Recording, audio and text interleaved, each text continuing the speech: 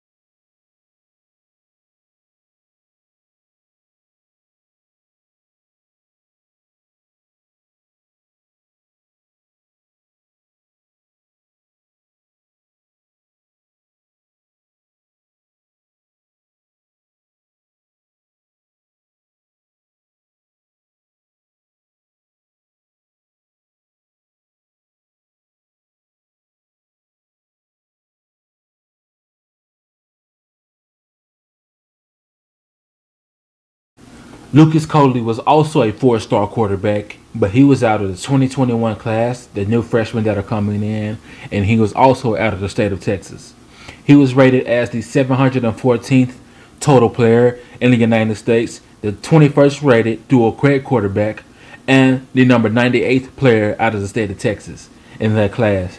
Honestly, Lucas Cole is very intriguing because his ability to run the football with great vision and also keeping his eyes downfield to be an efficient and elite passer of the football. Honestly, he has just as much chance as anybody to win this job this year during the spring, but in my opinion, he is the last one that's going to get the chance to win the job because he is a true freshman and hasn't had the chance to get acclimated with the playbook. So, without further ado, let's check out his highlight film and see what he is capable of.